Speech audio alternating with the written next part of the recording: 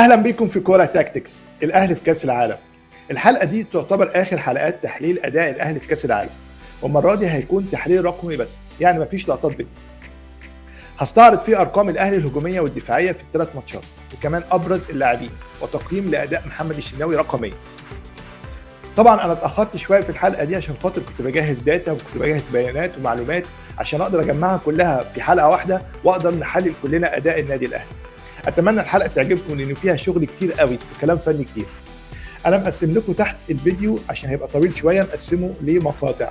لو انت عايز تسيب مقطع وتروح للمقطع الثاني ليك مطلق الحريه. كمان انا ما شرحتش كل الحالات بالتفصيل، فانا هحط لكم الحلقه كلها في الوصف، تقدروا ان انتوا تحملوها وتشوفوها براحتكم في اي وقت. يلا بينا نشوف اول حلقه معانا.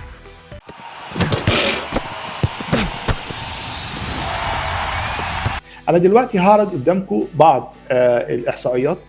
هنتكلم على الاحصائيات اللي هنستخدمها، وبعد كده هعمل مقارنه ما بين اداء الاهلي في الثلاث ماتشات لكل احصائيه من الاحصائيات. هنتكلم مع بعض على لما يكون الاهلي مستحوذ على الكوره اللي هي الان بوزيشن، او لما يكون الاهلي مش مستحوذ على الكوره زي الاوت اوف بوزيشن. يلا بينا نشوف ايه هي الاحصائيات اللي هنتكلم عنها، ونشوف بعد كده المقارنه ما بين الثلاث ماتشات. يلا بينا. تمام، هنا هنتكلم على مراحل اللعب. هنا البيانات، هشرح البيانات اللي احنا استخدمناها هنا عشان نقدر نحدد في كل مرحله ازاي الاهلي كان يا اما متفوق يا اما كان متاخر او متساوي. في حاله الاستحواذ على الكره هيبقى في عندنا حاجه اسمها بناء الهجمه بدون ضغط، وهنا انا هنتكلم على ازاي النادي الاهلي في الثلاث ماتشات قدر ان هو يحسن من بناء الهجمه وهو معلوش ضغط، وفي نفس الوقت بناء الهجمه بيكون تحت ضغط. في فرق لما يكون النادي الاهلي بيبني الهجمه وهو مستريح غير لما يكون بيبني الهجمه وهو تحت ضغط. هنتكلم على التقدم بالكره اللي هو البروجريشن، هنتكلم على الفاينل ثيرد ونسبه تواجد النادي الاهلي في الثلث الاخير او الثلث الهجومي للنادي الاهلي، الثلث الاخير الفريق المقابل. هنتكلم على الكور الطويله اللونج بولز، هل الاهلي استخدم كرات طويله لا، وهل في تطور في الاداء في النقطه دي ولا لا. هنتكلم على الاتاكينج ترانزيشن او التحول الهجومي للنادي الاهلي كان بنسبه كام في الميه مقارنه بالفرق الثانيه وبالماتشات اللي هو لعبها. هنتكلم على الكاونتر اتاك او الهجمه المرتده للنادي الاهلي في الثلاث ماتشات، وهنتكلم على السيت بيسز اللي هي الكرات الثابته للنادي الاهلي. طيب ده بالنسبه للاستحواذ على الكره. لما يكون الاهلي مش مستحوذ على الكره، في مثلا الهاي بريس، الضغط العالي، هل الاهلي كان بيعمل ضغط عالي بشكل كويس ولا لا؟ او الميد بريس، الضغط من نص الملعب، او اللو بريس، الضغط من قدام منطقه الجزاء.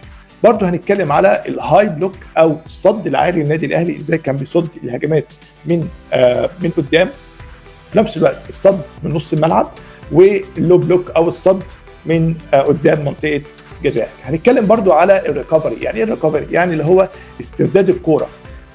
لما الكوره بتفتقد منك ازاي بتقدر تستردها، وايه نسبه استرداد الكوره بالنسبه للنادي الاهلي.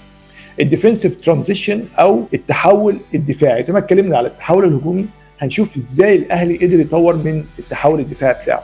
واخر حاجه الكاونتر بريس. الكاونتر بريس اللي هو الضغط العكسي، لما بتفقد كوره انت بتضغط تاني في نص ملعب الخصم عشان تقدر تسترد الكوره تاني. تعالوا نشوف مقارنه ما بين الثلاث ماتشات ونناقشها مع بعض. يلا بينا.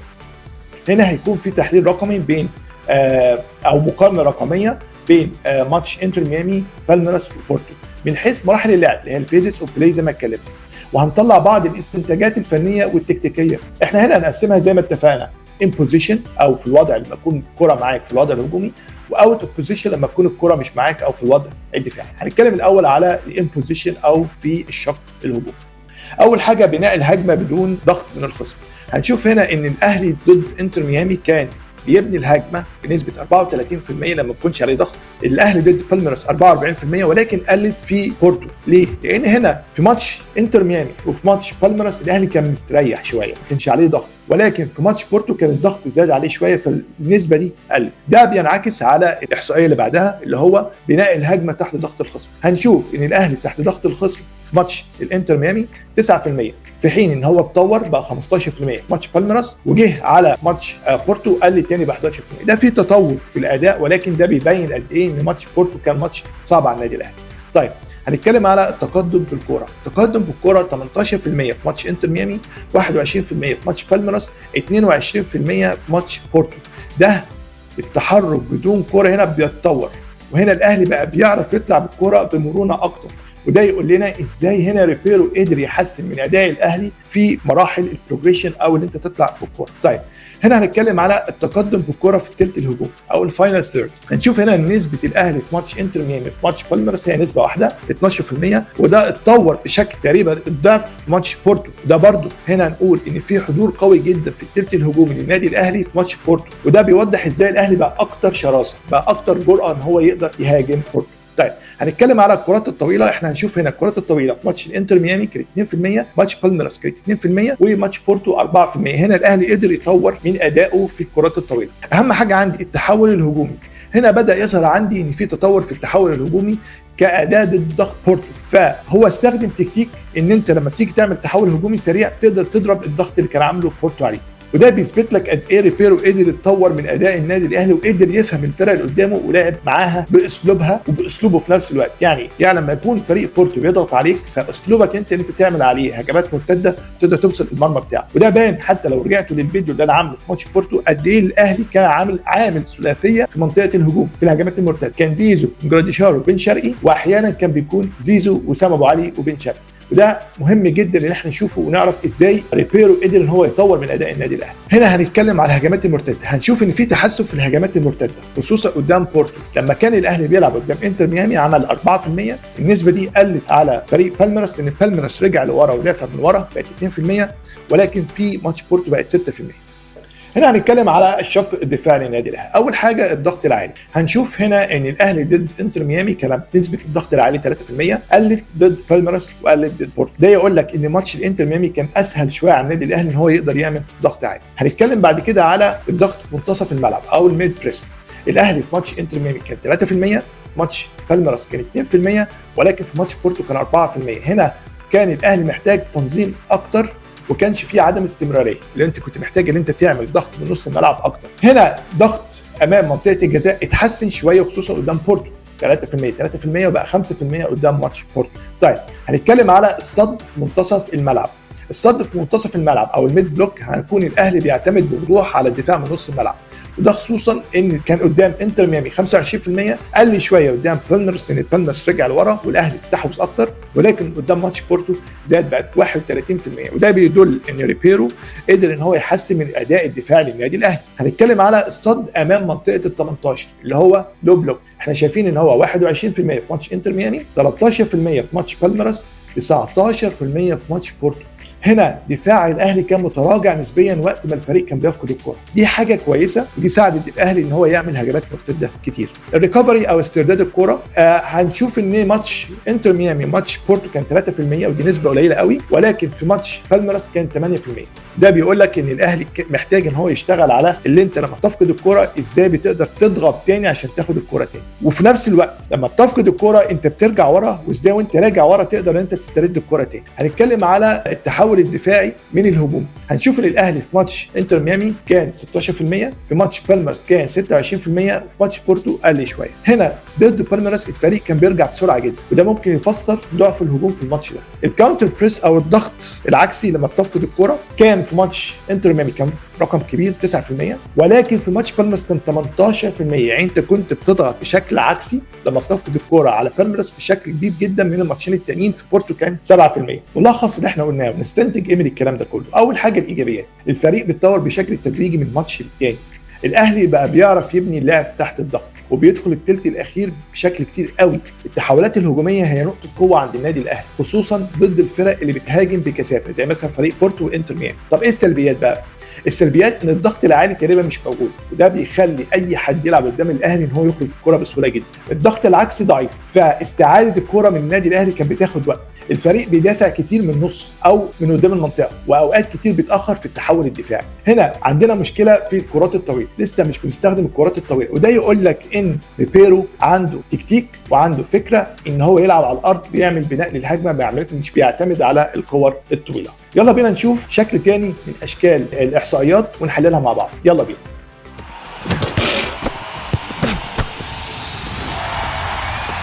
تاني جزء معانا هنتكلم على شكل الفريق وخطوط الفريق وهم بيعملوا بيلد اب من مناطق مختلفه في الملعب. هنتكلم الاول على ماتش الانتر ميامي بشكل مفصل، وبعد كده في ماتش بورتو وفي ماتش بالميراس هنتكلم بالاستنتاجات والشكل العام عشان نختصر الوقت عشان وقت حضراتكم. يلا بينا نشوف الاحصائيات.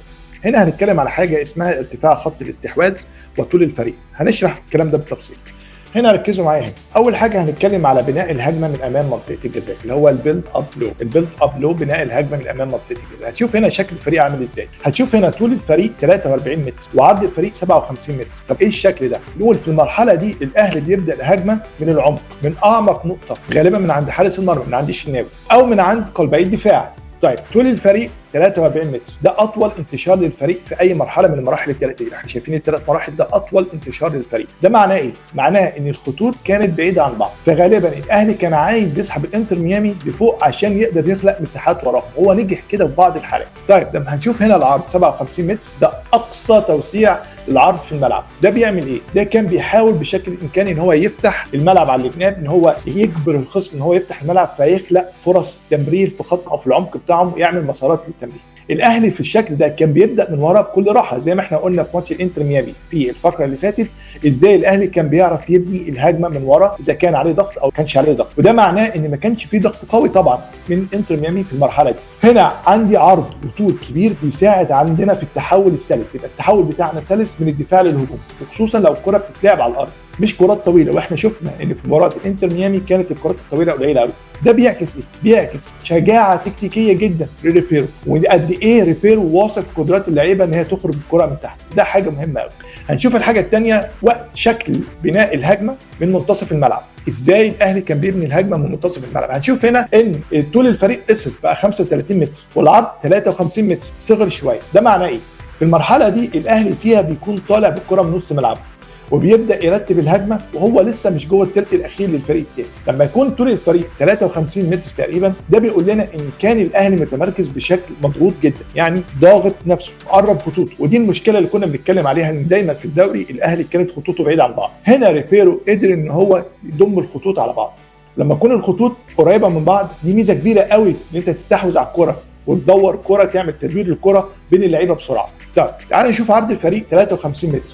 هنا ده اكبر عرض في المرحله الثانيه، وده معناه ان الاهلي كان بيوسع الملعب. يعني لما هنشوف 57 متر و53 متر و34 متر، لما هنتكلم هنا ان ده 53 متر في مرحله الطلوع بالكوره، ده معناه ان الاهلي كان بيحاول يوسع الملعب بشكل كبير. هو بيبني اللعب في نص الملعب وبيحاول يفتح مساحات على الاطراف، ده عشان يقدر يخلق فرص على الاطراف ويقدر يتقدم ويقدر يكسر الخطوط بتاعه انتر ميامي. ايه التفسير بقى التكتيكي ده كله؟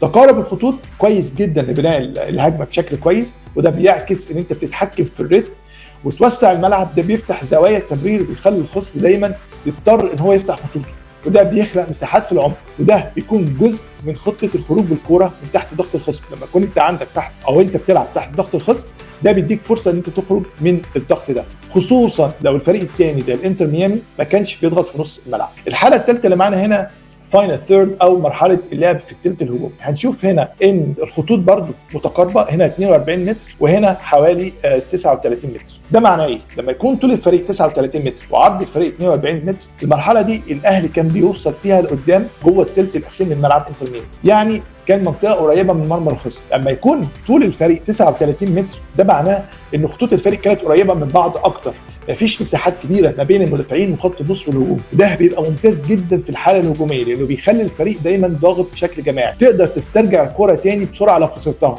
وبتقدر تعمل كمان الضغط العكسي اللي هو الكاونتر بريس بشكل ممتاز جدا. عرض الفريق 42 متر ده مش كبير قوي. لما تكون انت في مرحله هجوم لازم يكون عرض الفريق اكبر كده بكتير عشان تقدر تستغل الجناب او الاطراف. انت ما استغلتش هنا الاطراف، وده بيفصل ليه كان بعض الاحيان زيزو بيخش في العمق، محمد هاني بيخش في العمق، وده بيحصل لما الفريق بيكون مركز على الاختراق من العمق او يبقى فيه شكل بتكدس في قلب الهجوم اكتر من الاطراف. تعالوا بينا بقى نشوف شكل الفريق في مباراه بالميراس كان عامل ازاي. يلا بينا. ده كان شكل الفريق في ماتش بالميراس. هنشوف هنا ان الاهلي كان طوله في بناء الهجمه من قدام منطقه الجزاء كان 42 متر وعرضه 55 متر، وفي منطقه نص الملعب لما كان بيعمل بيلد اب او هجوم في منطقه نص الملعب كان 34 متر والعرض 55 متر، ولما كان الاهلي بيلعب في الفاينل ثيرد او الجزء الاخير من الملعب كان الطول 37 متر والعرض 34 متر. ده بيقول لك ايه؟ هنا في ماتش بالميراس الاهلي استخدم العرض لاقصى درجه، ده كان باين تقريبا في كل المراحل في الهجمه في الثلث الهجومي الاخير. هنا الفريق قفل العرض شويه وركز على التواجد العمودي، يعني هنشوف هنا ان العرض هنا 55، هنا بقى الاهلي قفل العرض شويه وحب يخش في اتجاه العمود اللي هو يخترق من النص عشان يكثف الهجوم من خط النص في منطقه جزاء بالميراس. وهنا بيقول لك ان ريبيرو كان عنده تقريبا نفس الشكل في ماتش بورتو، وهنا يقول لك ان ريبيرو كان ممرن اللعيبه على شكل معين في الملعب، وده اللي احنا شايفينه قدامنا، ده تقريبا شكل قريب قوي من الشكل اللي كنا شايفينه في ماتش الانتر ميامي، شفناه في ماتش بالميراس. تعال بينا نشوف في ماتش بورتو حصل ايه. هنا قدامنا في ماتش بورتو هتشوف هنا عندك ان بناء الهجمه من امام منطقه الجزاء بقى 43 و52، يعني في تطور في تحسين في شكل الفريق. ان بناء الهجمه من منتصف ملعب 33 متر 51 متر قدر ان هو يضغط اللعيبه شويه، قدر ان هو يقرب الخطوط شويه. وفي الثلث الاخير 39 متر 40 متر قدر برضو ان هو يضغط الخطوط ويقلل شويه مساحه. هنا في ماتش بورتو الاهلي كان فاتح الملعب كويس جدا وهو بيبدا الهجمه من تحت، كان بيستغل العرض عشان يهرب من الضغط. ده هنشوف هنا لما كان 52 متر بيسهل التحركات وبيمر. ولكن في الثلث الهجومي الفريق كان منتشر بعمق اكتر وضغط على منطقه الجزاء بشكل متوسط شويه، ده كان بيساعده ان هو يظهر بشكل هجومي في الشق الهجومي، بشكل قوي في الشق الهجومي. وهنا اقدر اقول ان الاهلي هنا حاول ان هو يأدي بشكل معين في الهجوم، برضه ما استغلش الاطراف ولعب على العمق. بس في ماتش بورتو الاهلي قدر يستغل شويه الاطراف من ماتش بالميراس. ماتش بورتو احنا هنا شفنا ازاي ريبيرو قدر ان هو يمرن الفريق على شكل معين في بناء الهجمه، وشكل معين في خط النص، وشكل معين وانت طالع في الثلث الهجومي بتاعك. هنا واضح جدا ان ريبيرو كان ممرن اللعيبه على شكل معين وقدر ان هو يحافظ على الشكل ده في الثلاث ماتشات، بل ان هو يطوره، ودي حاجه تحسب لريبيرو. الحاجه اللي النادي الاهلي محتاج يشتغل عليها هي استغلال الاطراف بشكل افضل شويه. الحلقه اللي بعد كده هنتكلم على تسديد الاهلي على المرمى، هنقدر نشوف هل الاهلي كان فعال في التسديد على المرمى ولا لا، وهل في تطور من ماتش للتاني ولا كان في تراجع من النادي الاهلي. يلا بينا نشوف احصائيه التسديد على المرمى.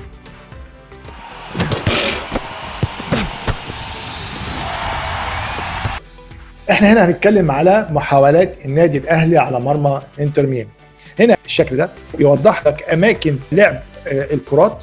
الالوان هنا دي بتقول لك ان هي كانت على المرمى ودي كانت بره المرمى، وهنا شكل الكور على المرمى. هنكون عندنا هنا هنتكلم على الاهداف، مفيش ولا هدف طبعا، ما جبناش اي اهداف. اللعب على المرمى الاهلي كان 8 تسديدات على المرمى مقابل 5 لفريق انتر ميامي. بره منطقه الجزاء 2 و8 لانتر ميامي. في بلوجد اللي هي اتصدت عن طريق الدفاع، مفيش ورا كره، وغير مكتمله كره واحده بس.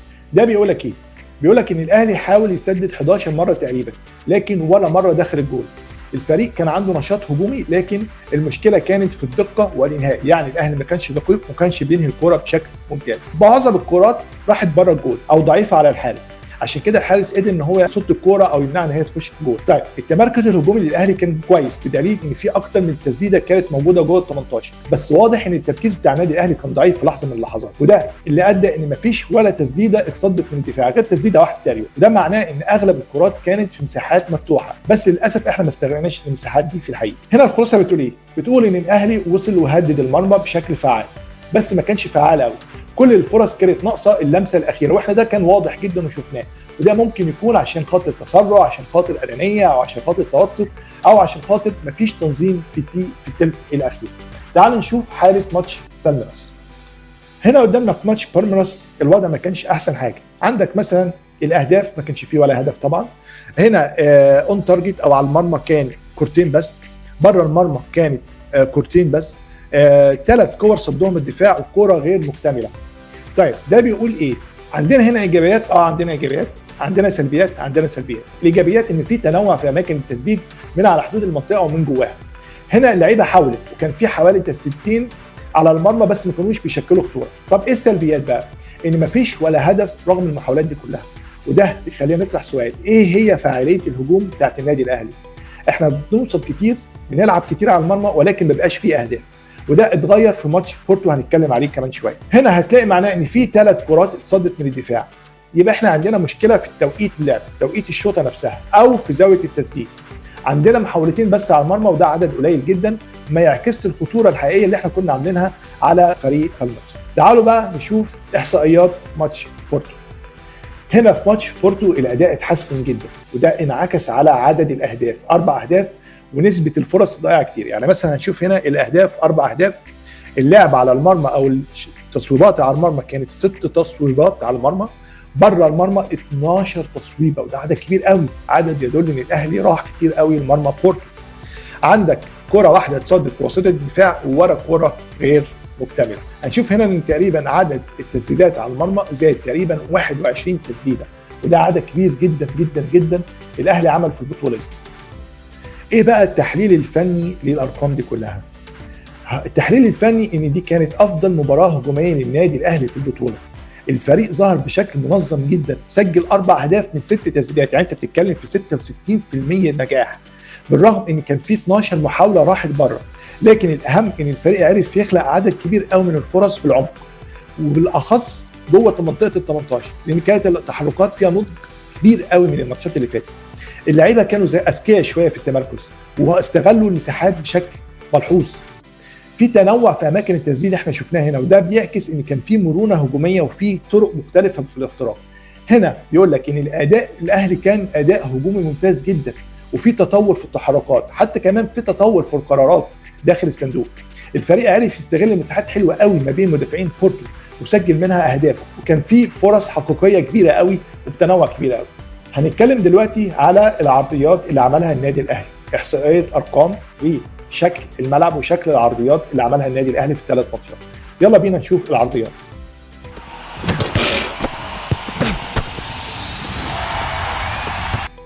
هنتكلم دلوقتي على العرضيات بتاعت النادي الاهلي في الثلاث ماتشات، وهنشوف هل في تطور ملحوظ في اداء النادي الاهلي بالنسبه للعرضيات ولا لا. يلا بينا. هنا اول ماتش هو ماتش الانتر ميامي. احنا عندنا هنا ان المحاولات الكليه اللي اتعملت في العرضيات هي 6 محاولات، اللي اكتمل منها محاوله واحده بس، ده طبعا ضعيف جدا. عندنا افضل لاعب في العرضيات كان زيزو، عمل عرضيتين او محاولتين، وهنا زيزو كان على البنش، يعني كان احتياطي. طيب هنتكلم على الارقام. هنتكلم الاول على نوع العرضيات او نوع توصيل العرضيه. عندي حاجه اسمها الان سوينج. ان سوينج دي يعني مقوسه لجوه، يعني انت بتلعبها لفه لجوه ناحيه حارس المرمى. اوت سوينجنج اللي هي بره منطقه او بعيد عن حارس المرمى. واللوفتد اللي هي مرفوعه. كات باك. كات باك هنا للاسف الناس بتفتكرها او بتقول عليها باك باس، هي مش باك باس. الباك باس دي اللي هي كوره راجعه لحارس المرمى، ولكن كات باك معناها ان المهاجم وصل للمنطقه دي، الحته دي، ولعبها لورا، دي اسمها الكات باك او اللعب اتلعبت بره. طبعا البوش كروس اللي هي كوره وش الرجل، واحنا شفنا في ماتش بورتو ازاي عملها جراديشار. خلينا دلوقتي في ماتش الانتر ميامي. ايه اماكن العرضيات؟ اغلب العرضيات جت من الجهه اليمنى، يعني اغلب العرضيات هنا هنشوفها جت من الجهه اليمنى اللي هي 4 عرضيات، ومن الجهه اليسرى عرضيتين، ولكن جوه منطقه الجزاء ما كانش فيه ولا عرضيه اتعملت، ودي حاجه ضعيفه جدا. هنا الاعتماد الاساسي كان من الطرف اليمين، تقريبا من محمد هاني وزيزو. رغم التنوع في اللي احنا نوصل الكره، لكن الفعاليه كانت ضعيفه جدا، حوالي 16% فقط نسبه نجاح. واحنا عندنا كمان مشكله، كمان كان في ضعف في التمركز جوه منطقه الجزاء او توقيت الدخول جوه منطقه الجزاء في الكرات العرضيه. ما كانش فيه انسجام واضح، وما كانش فيه عدم وضوح لرؤيه اللعيبه والتحركات جوه الصندوق، ودي كانت من اسوأ الماتشات اللي لعبها النادي الاهلي بالنسبه للعرضيات. تعال نشوف في ماتش بالميراس ايه اللي حصل. هنا هنتكلم على ماتش بالميراس. ماتش بالميراس عدد المحاولات اللي انت عملتها 10 محاولات، اللي اكتملت منها هي محاولة واحدة بس. طبعا اكتر لعيبة تاني كان مميز او كان قوي في العرضيات هو زيزو، عمل محاولتين. طيب هنتكلم على طرق توصيل العرضيات. كانت 4 ان سوينج، يعني 4 مقوصة لجوه، 2 مقوصة لبره، 2 مرفوعة، واحدة دريفن، يعني واحدة دريفن ملعوبة على الارض، واحدة كات باك، يعني واحدة ملعوبة لورا زي كده كات باك، وعندك واحده بوش كروس او واحده اللي هي اتلعبت بوش الرجل في منطقه ال 18. طب اماكن العرضيات بقى، احنا عندي 7 محاولات في المنطقه اليسرى و3 محاولات في المنطقه اليمنى. ده بيقول لك ان المنطقه اليسرى للنادي الاهلي في ماتش بالميراس كانت مميزه جدا، وده كان بيقول، وده اللي انا قلته في تحليلي لماتش او تحليلي الاداء لبالميراس قبل ماتش بالميراس، ان الجبهه اليمنى بتاعتهم هي جبهه ضعيفه جدا. عشان كده هنا ريبيرو استغل الجبهه اليمنى بتاعتهم اليسرى بتاعتنا ان هو يشكل اكبر عدد هجمات وكروسات من او قريب من منطقه ال 18. ولكن الناحيه اليمين بتاعتنا محتاج انها تشتغل شويه في الكروسات. طبعا ما كانش فيه اي كروسات جوه البوكس. على عكس ماتش انتر ميامي، هنا الاهلي اعتمد بشكل كبير قوي على الجبهه اليسرى زي ما احنا اتكلمنا. نفس معدل النجاح الضعيف في الماتش قبل كده اللي هي 1 من 10، بس عدد الكروسات زياده عن الماتش قبل كده. رغم تنوع في طرق التنفيذ، واضح جدا ان في غياب للنادي الاهلي او لعيبه النادي الاهلي جوه منطقه ال 18 عشان يستفيد منها، وده ممكن يكون اتغير شويه في ماتش بورتو. يلا بينا نشوف اللي حصل ايه في ماتش بورتو بالنسبه للكرات العرضيه. هنا في ماتش بورتو انا شايف ان في تغيير وتحول مختلف في اداء النادي الاهلي في العرضيات. عملنا 13 عرضيه، ولكن للاسف 3 عرضيات بس هي اللي كملت، يعني حوالي 23% نسبه نجاح. تاني اكتر اللعيبه اللي عملت عرضيات هو زيزو، 3 محاولات. في اختلاف، احنا عملنا 13 محاوله، اكتر شكل عملناه اللي هو كان الاوت سوينجنج، 8 محاولات اوت سوينج، هو اللي هي الاكتر محاولات اللي هي الكوره لفه لبره مش لفه لجوه. تمام.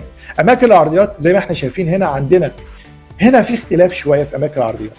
هنا عملنا 5 محاولات من الجهه اليمنى، 3 محاولات من الجهه اليسرى، عملنا محاولتين من نص الملعب، او هنقول محاولتين من جوه منطقه الجزاء ناحيه اليمين، و3 محاولات ناحيه منطقه الجزاء ناحيه الشمال. هنا في تطور ملحوظ جدا لما بنيجي نواجه بورتو، سواء اذا كان في الكميه او الجوده بتاعه العرضيات. هنا اعلى معدل اكتمال للعرضيات كان عندي زيزو، هو زيزو من افضل اللعيبه في ال3 ماتشات اللي عمل عرضيات، في تنوع في اماكن العرضيات. انا فاكر ان محمد هاني عمل عرضيه واحده بس حلوه اللي جه منها الجول. نسبه النجاح في الاجمالي قليله جدا، واللي بيعكس قد ايه ان الاهلي ما عندوش جوده في لعب العرضيات والتنفيذ والتمركز جوه منطقه الجزاء. احنا عندنا شفنا هنا اول ما وسام ابو علي مركز صح جوه منطقه الجزاء وجات له عرضيه صح جوه منطقه الجزاء، سجل منها جول بمنتهى السهوله. هنا لازم الاهلي يلعب او يطور اداء الوينجات والباكات ان هم يلعبوا عرضيات كويس قوي، ولازم يكون في تواجد بشكل مكثف جدا جوه منطقه الجزاء. دي كانت احصائيات النادي الاهلي وهو مستحوذ على الكوره. تعال نشوف احصائيات النادي الاهلي وهو مش مستحوذ على الكوره، ايه اللي احنا ممكن نتكلم فيه، وخصوصا الشكل الدفاعي للنادي الاهلي واداء محمد الشناوي. يلا بينا.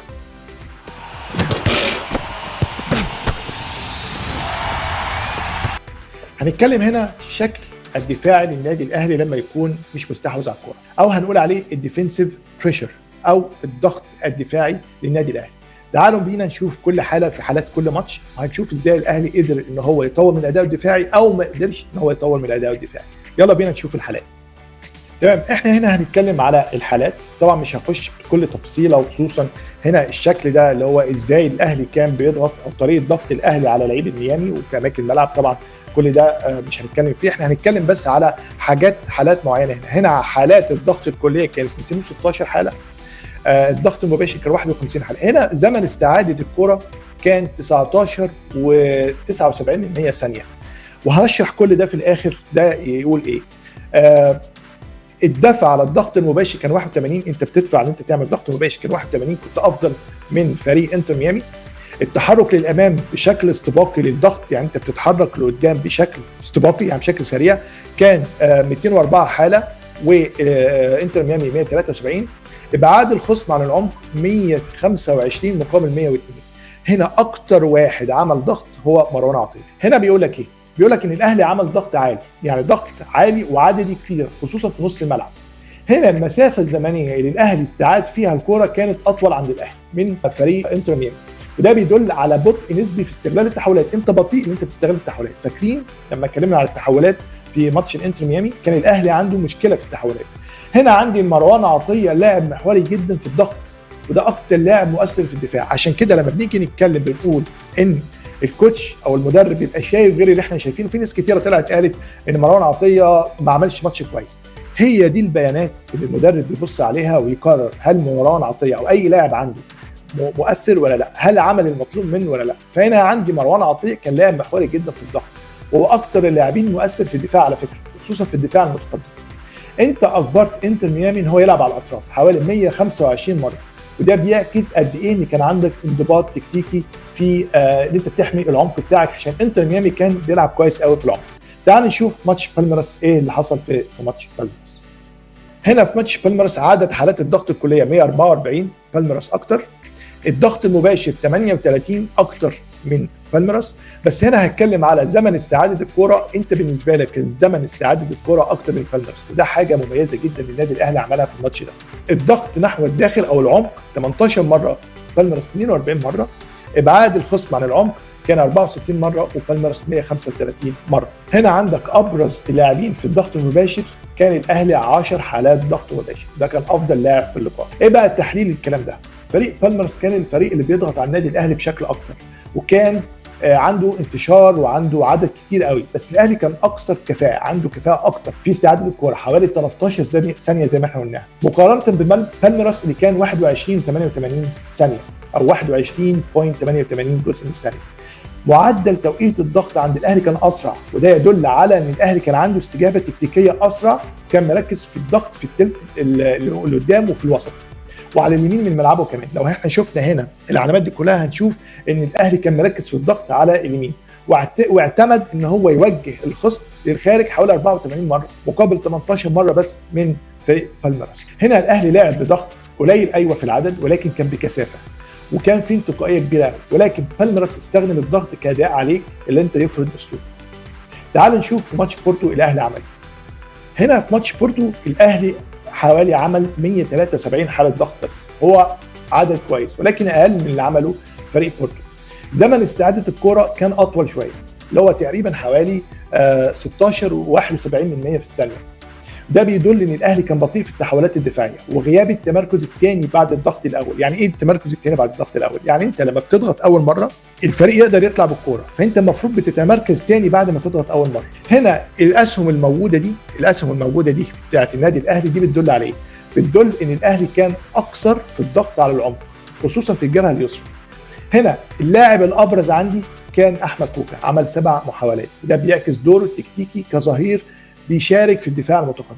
عشان كده احمد كوكا، في ناس كتيره قوي كان بيقولوا ان احمد كوكا لعيب مش محوري. يا جماعه المدرب بيشوف اللعيب بناء على ارقام زي ما قلت في مروان عطيه، وانا هنا شايف ان ريبيرو قدر ان هو يطور من اداء النادي الاهلي دفاعيا في الضغط وفي الهجوم كمان مره. هنا هنتكلم على بعض او ملخص الاداء الدفاعي للنادي الاهلي في الثلاث ماتشات. هنا في بعض الملاحظات الفنيه السريعه. اعلى ضغط عددي كان مباراه انتر ميامي 216 مره، لكن كان في بطء نسبي في استرداد الكره حوالي 19 ثانيه و79 جزء او 79% جزء من الثانيه.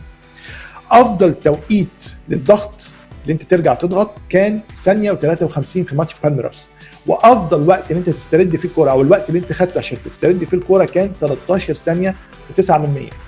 طيب ده يقول لك ايه؟ ده يقول لك ان الاهلي كان افضل في ماتش بالميراس دفاعيا. طيب اعلى ضغط فردي مباشر كان مروان عطيه 21 ضغط مباشره ضد انتر ميامي. مباراه بورتو كان عندك فيها توازن بين الكثافه والتنظيم، كان عندك وجود تحولات كبيره جدا حوالي 47 مره، وده يدل على ايه؟ ان طبيعه الماتش كان مفتوح وانت كنت بتتبادل الاستحواذ.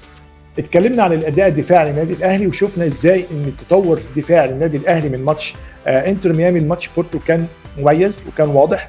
ريبيرو عمل شغل كويس قوي دفاعيا، ولكن ينقصنا التنظيم الدفاعي وينقصنا الافراد اللي موجوده في الدفاع اللي تقدر تنفذ فكره المدرب. اخر حاجه معانا هنتكلم على اداء محمد الشناوي، وهو هل هو تطور من اول ماتش لاخر ماتش ولا حصل فيه مشاكل؟ يلا بينا نتفرج على اداء محمد الشناوي.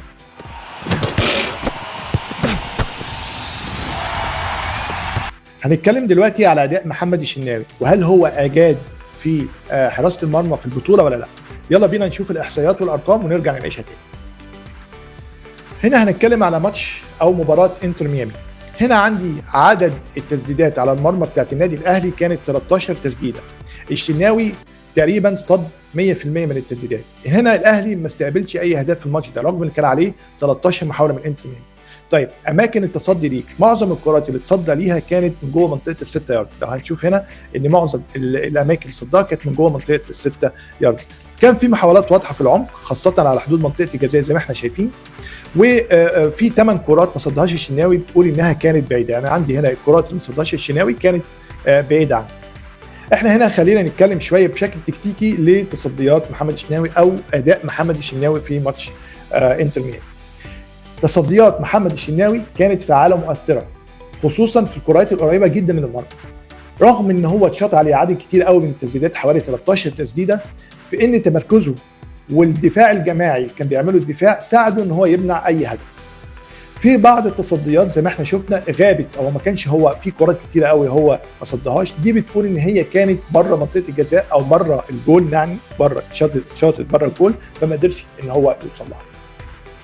عندنا معظم التسديدات كانت قويه او مباغته، يعني جات له مره واحده، ده خلاه ان هو يبعدها بشكل زي مثلا يعملها بالبوكس او يزقها لبره، بدل ان هو يمسكها، لانها لو مسكها كانت هتقع منه. بشكل عام اداء محمد الشناوي في ماتش انتر ميامي كان اداء جيد جدا، كان في صحيان، كان في فوقان، كان في تميز، انه صد 100% من الكور اللي جت عليه. تعالوا نشوف اداؤه في ماتش بالميراس. هنا هنتكلم على ماتش الاهلي وبالميراس. هنا هنشوف هنا ان في حوالي 13 تسديده اتشاطت على محمد الشناوي، صد منها 50% بس. هنا هنشوف هنا معظم الكرات اللي اتلعبت كانت بره منطقه الجزاء، ومعظم التسديدات القويه اللي جت عليه كانت في منطقه الزون 14 او المنطقه رقم 14 اللي هي بتبقى قدام ال6 يارد. هنا في عندي حاجه، هنا عندي ان سيف اند ديفليكت 1، ده معناه ان محمد الشناوي ما كانش مؤثر جدا في حراسه المرمى، او ما كانش مؤثر جدا في ان هو يصد الاهداف. الهدف اللي دخل فيه من انفراد كان اللي هي رقم 7 هنا، ده طبعا هدف انفراد ما كانش يقدر يعمل لها حاجه. وهنا هقدر اقول ان حمايه الهدف او حمايه المرمى او اداء محمد الشناوي في الماتش ده ما كانش اداء احسن حاجه. ده طبعا مش غلطه محمد الشناوي بس، نقدر نقول ان كمان سوء حاله الدفاع اثر، ان المفروض الدفاع يكون بيتدخل اكتر وبشكل واضح، وده برده كان بيعكس خطوره بالميراس بهجماتهم المرتده على النادي الاهلي. هنا الفرصه كانت متاحه لبالميراس ان هو يسجل اكتر من مره نتيجه ضعف التعامل الدفاع مع النادي الاهلي، او ضعف تعامل دفاع النادي الاهلي مع هجمات بالميراس. وهنا افتقد محمد هاني ان هو يصد ويمنع شويه كرات، وهنا افتقد محمد الشناوي لصد ومنع بعض الكرات. هنا التصدي الوحيد ما كانش كافي لمحمد الشناوي عشان يغطي كميه التسديدات المؤثره اللي جت عليه. تعالوا نشوف محاولات بورتو على النادي الاهلي. احنا دلوقتي هنتكلم على ماتش الاهلي وبورتو. احنا هنشوف هنا عدد المحاولات اللي اتعملت من بورتو كانت حوالي 17 محاوله، نسبه التصدي ليها كانت 33%، ودي نسبه ضعيفه جدا. احنا بنشوف دلوقتي انتر ميامي كانت 100%، وبعد كده بالميراس كانت 50%، وبعد كده بورتو اللي كانت اعلى في الهجوم واعلى في الاداء كانت 33%، ودي نسبه ضعيفه جدا مقارنه بالمستوى اللي احنا عايزين نشوف فيه محمد الشناوي في ماتش كبير زي كده. طيب محاولات بورتو كانت ازاي؟ تعال نشوف توزيع محاولات بورتو. هنشوف هنا ان معظم التسديدات لبورتو كانت من منطقه جوه منطقه الجزاء، خاصه في العمق والمناطق بين القائمين، يعني كان في تمركز هجومي كبير قوي لفريق بورتو عندنا في منطقه ال 18. هنا الكثافه الهجوميه لبورتو كانت عاليه جدا في منطقه ال6 يارد، وده بيقول ان كان عندك مشاكل كبيره قوي في الدفاع وفي التغطيه الدفاعيه، وخصوصا التغطيه الدفاعيه من العمق. انت هنا كان عندك حوالي تسديدتين ورا بعض من زاويه واحده، هي رقم 2 ورقم 10 معاك. ده بيشير انك انت عندك بطء في اخراج الكوره او في التعامل مع المرتدات. الملخص الفني لاداء محمد الشناوي، اداء محمد الشناوي والدفاع كمان كان قليل جدا، كان في بطء في رد الفعل وفي بطء في التدخل. زي ما قلنا كانت نسبه التصدي 33%، وده تعكس اداء غير مقبول على مستوى الدولي، لان محمد الشناوي حارس مرمى كبير وحارس مرمى منتخب مصر. بعد ما اتكلمنا على اداء محمد الشناوي او حراسه المرمى، واتكلمنا على اداء الاهلي الهجومي والدفاعي، تعالوا بقى نتكلم بشكل عام ونعمل كده مختصر ونختصر كل الكلام اللي احنا قلناه في بعض النقاط. هنتكلم على نقاط القوه وهنتكلم على نقاط الضعف.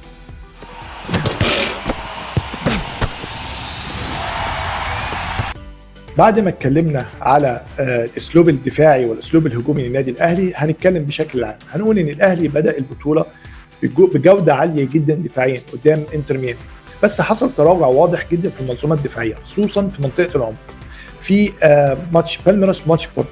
ليه بقى؟ ده ممكن يكون نتيجه ضعف في التغطيه وغياب التدخلات الحاسمه. لازم نعيد تقييم الدفاع تاني. احنا عارفين كويس قوي ان خط الدفاع بتاعنا عنده مشكله، وده من ضمن المشاكل اللي احنا المفروض نشتغل عليها، اللي احنا نطور خط الدفاع. مش بس كده، لازم كمان نشتغل مع لعيبه الدفاع ان هم يعرفوا ازاي يتمركزوا في داخل منطقه الجزاء، ده مهم جدا في التمركز. عايزين كمان نشوف اداء محمد الشناوي، عايزين نشوف مصطفى شوبير يبدا يلعب او محمد الشناوي يبدا يطور من ادائه، لانه حارس كبير وحارس منتخب مصر، وده بيدعم المنظومه الدفاعيه. الملخص اللي عايز اقوله ان ريبيرو بان قد ايه ان هو مدرب تكتيكي، قدر يطور اداء النادي الاهلي اذا كان دفاعي او هجومي في الثلاث ماتشات.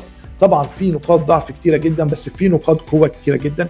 الاهلي بقى عنده شكل، الاهلي بقى بيروح للملعب او بيروح للمرمى بشكل جميل جدا وبشكل كتير جدا، وشفناها في ماتش بورتو. الاداء الاهلي اتطور من ماتش الانتر ميامي لماتش بورتو كهجومي، ولكن عندنا مشكله في الدفاع. وجهه نظري الشخصيه في الاخر خالص ان ريبيرو مدرب تكتيكي عالي قوي. ريبيرو ممكن ينجح مع النادي الاهلي. كل اللي انا عايزه ان احنا نشوف ازاي ريبيرو هيقدر يطور من اداء النادي الاهلي، وايه اللعيبه اللي هيجيبها واللعيبه اللي هيمشيها، وازاي شكل النادي الاهلي هيكون متواجد في البطولات الافريقيه وبطوله الدوري المصري ان شاء الله. انا اسف طولت عليكم في الفيديو ده، ولكن في بعض البيانات انا ما حطيتهاش. انا هحط لكم البيانات كلها في الديسكربشن تحت او في الوصف تحت. لو عجبكم الفيديو يا ريت تعملوا لايك وشير، ويا ريت تفعلوا الجرس وتشتركوا في القناه. زي ما قلت في الفيديوهات اللي فاتت، في تعب كبير قوي في الشغل في الفيديو ده، وانا نفسي ان هو يوصل لعدد كبير قوي من الناس، ونفسي كمان ان انتوا تناقشوني في الارقام عندكم في التعليقات. ممكن تكتبوا لي في التعليقات الارقام، وهل انتوا شايفين ان الارقام دي فعلا بتعكس اداء النادي الاهلي، ولا انتوا شايفين ان الارقام دي مش ارقام تقدر تعكس اداء النادي الاهلي. الحالات اللي بالفيديو تقدروا ترجعوا ليها. انا اتكلمت على ماتش الاهلي وانتر ميامي، ماتش الاهلي وبورتو، والاهلي وبالميراس. الارقام دي كلها بتعكس الحالات بالفيديو. طبعا انا ما قدرتش احط فيديو في الحلقه دي لان كان هيطول اكتر. شكرا لكم، واتمنى يكون الفيديو عجبكم، واشوفكم ان شاء الله في فيديو تاني. مع السلامه.